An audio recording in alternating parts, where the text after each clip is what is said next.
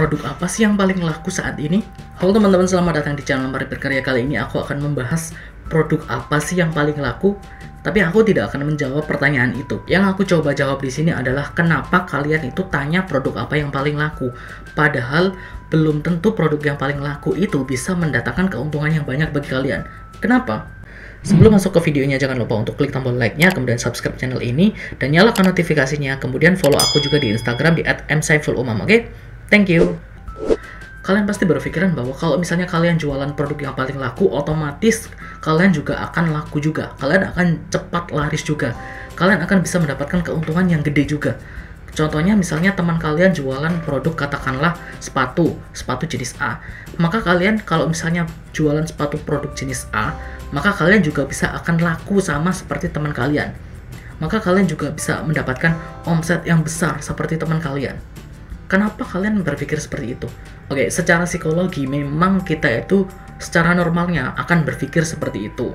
Karena kita itu ingin melihat sesuatu secara instan. Kita itu ingin hasil dan startnya itu sesuai dengan apa yang kita mau. Yang pertama, mindset kita itu selalu melihat goalnya dulu. Oh, teman kita itu sukses, oh teman kita itu kaya, oh teman kita itu ini. Kenapa? Karena jualan sepatu. Karena jualan katakanlah sepatu jenis A. Maka kita berpikir, kalau misalnya aku jualan sepatu jenis A, aku juga bisa sama seperti dia. Padahal kenyataannya seperti ini. Jualan produk yang paling laku itu susah banget. Kenapa? Yang pertama, sudah banyak kompetitor atau penjualnya. Bayangkan kalau misalnya kalian itu sudah tahu nih, jual produk yang paling laku itu apa. Katakanlah produk yang paling laku itu adalah sepatu tadi, sepatu jenis A. Maka yang jual produk sepatu jenis A, apakah hanya kalian sendiri? Aku yakin tidak. Akan ada banyak sekali penjualan yang berdatangan. Jual sepatu jenis A, jual sepatu jenis A, sepatu jenis A, semuanya jualan. Karena menurut mereka sepatu jenis A itu adalah sepatu yang paling laku. Otomatis kompetitor kalian banyak. Apa yang membuat customer mau beli di kalian kalau tetangganya pun jualan sepatu jenis A? Apa yang membuat customer itu beli di kalian sementara orang di depan rumahnya itu ada toko sepatu jenis A? Bingung kan? Kenapa orang mau beli di kalian? Padahal kompetitornya itu sangat banyak. Yang jual itu sangat banyak. Dan aku yakin mereka juga punya harga yang bersaing. Kalau misalnya kalian tidak bisa menentukan keunikan kalian, atau kalian tidak bisa menjual produk tersebut dengan harga yang lebih murah dari kompetitor, atau kalian tidak punya nilai lebih dari kompetitor, apa yang membuat customer mau beli di kalian?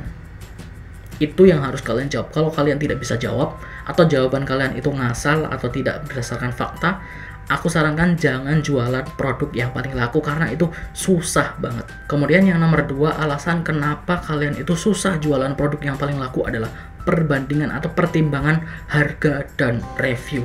Seperti yang aku sudah jelaskan tadi, kalau misalnya banyak kompetitornya, otomatis harganya akan bersaing. Justru akan menguntungkan customer. Customer bisa memilih, bisa leluasa memilih mana nih yang harganya paling murah, mana nih yang reviewnya paling bagus. Otomatis orang dengan tangan pertama atau yang bekerja sama dengan supplier tangan pertama lah yang bisa menjual produk itu dengan harga yang lebih murah.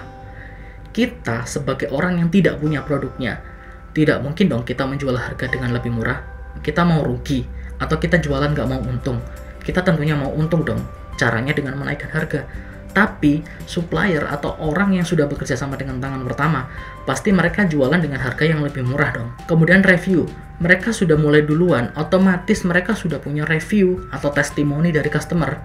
Kita yang baru mulai tidak mendapatkan testimoni apa-apa, tidak punya review apa-apa.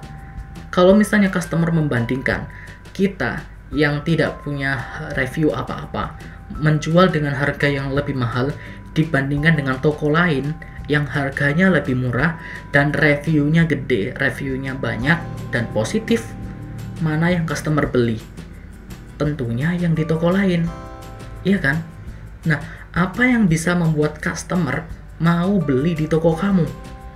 Itu yang perlu kamu jawab. Kemudian alasan yang ketiga adalah tidak ada keunikan produk atau value lebih dari toko kamu atau dari produk kamu. Kalau misalnya kamu jualan produk dengan tadi harganya mahal tanpa review, kalau tidak ada keunikan sama sekali, yang mana customer mau beli, gimana mau unik kalau misalnya kalian katakanlah jualan sepatu A? Apa kalian mau memodifikasi sepatu A? Kan enggak, karena yang laku adalah sepatu A. Kalau kalian modifikasi, ya customer nggak akan tertarik karena itu bukan produk yang paling laku. So, apa alasan customer beli produk kalian?